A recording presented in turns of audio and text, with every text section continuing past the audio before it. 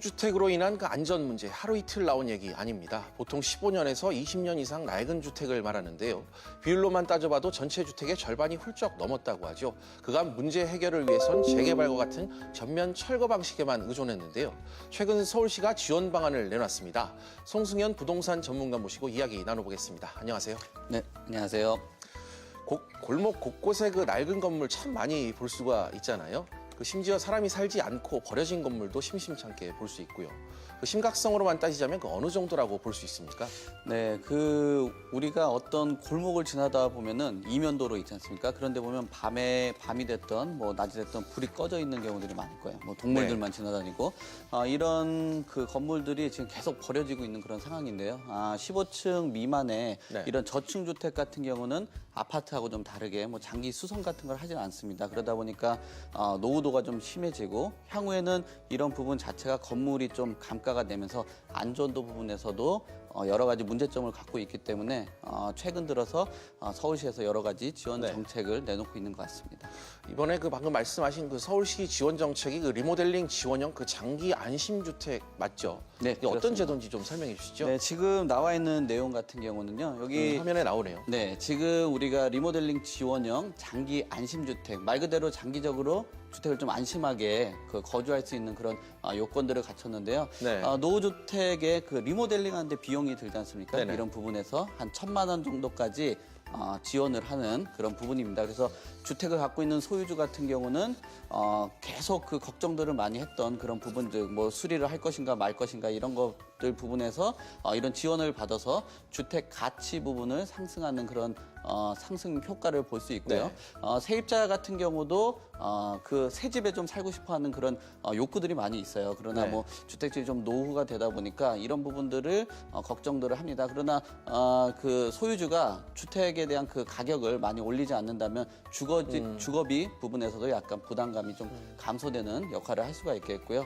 세입자 같은 경우는 이런 방안에 대해서 최장 6년 동안 전세 보증금 인상이 없이 거주를 할 수 있기 때문에 아무래도 좀 안심할 수 있는 그런 부분이 있습니다. 그래서 전체적인 시장에서 전세가율이 상승률 한 5%를 초과할 경우에는 약간의 합의를 통해서 인상이 가능하다라고 말씀을 드리도록 하겠습니다. 네, 노후주택이면 되는 건가요? 구체적인 모집 대상이 있을 것 같은데. 네, 전체적으로 지금 나와 있는 모집 대상에 대해서는요. 지금 나와 있듯이 14개 구역을 지정을 했습니다. 지금 나와 있는 내용처럼 서울주택도시공사를 홈페이지 참조를 하시면은 봉천동을 비롯해서 가리봉동 여러 지역들 좀 노후된 지역들이 좀 있을 거예요. 그런 곳에 지정을 했는데요. 규모는 너무 크지 않은 그런 규모입니다. 한 60제곱미터 이하의 이런 주택들로 구성이 되어 있고요.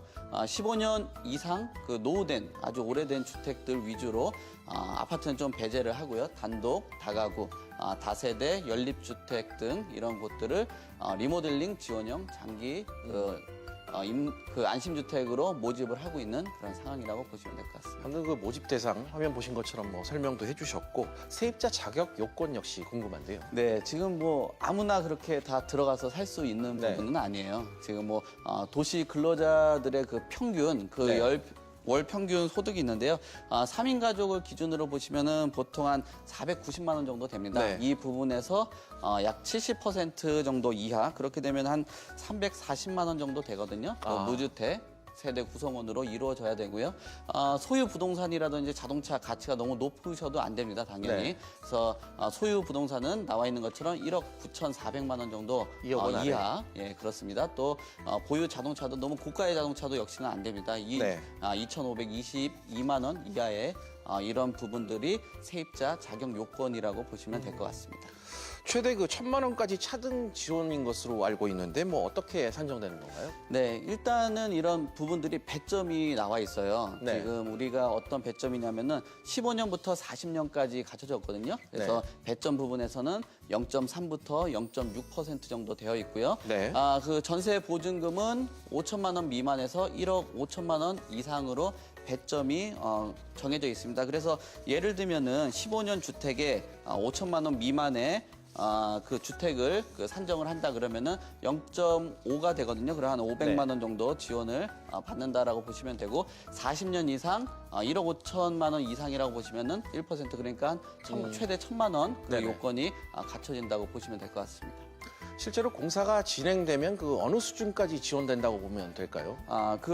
가장 우리들이 걱정들을 많이 하는 뭐 수도라든지 배관, 단열 이런 것들 위주로 네, 수리 공사비. 네. 그렇죠. 예, 그런 부분들 위주로 된다라고 보시면 되는데 14종 범위 내에서 지원을 하고 있습니다. 지금 지붕, 벽, 뭐 보일러, 뭐 네네. 단열 등 이런 뭐 변기 그러니까 새로운 그 임차인들이 사는데 좀 불편이 없는 그런 안심하면서 거주를 하면서 주거 쾌적성을 갖출 수 있는 그런 범위 내에서 지원을 한다라고 보시면 될 것 같습니다. 알겠습니다. 뭐 관심이 있으신 분들은 상당히 관심이 높을 것 같은데 마지막으로 어떻게 신청해야 되는지 방법도 알려주세요. 네, 해당 주택 소유자들은 관련 그 서류들이 있어요. 서울시 그 주택공사에서 홈페이지에서 다운을 받으시고요. 9월 4일부터 12월 올해 연말 12월 29일 기간 내에 서울 주택도시공사 맞춤 임대부로 방문을 하시거나요. 아니면은 조금 그 외곽에 있는 분들도 있을 겁니다. 그런 분들은 우편을 통해서 접수도 가능하니까 많이들 그 참석도 하시고 하셔서 최근 들어서 뭐 주택에 대한 공급에 대해서 걱정들을 많이 하는 부분입니다. 그래서 서민 주택의 또 안정화에 좀 적극적으로 참여하시는 것도 좋은 방안이다라고 말씀을 드리도록 하겠습니다. 네, 오늘 정보 감사드립니다.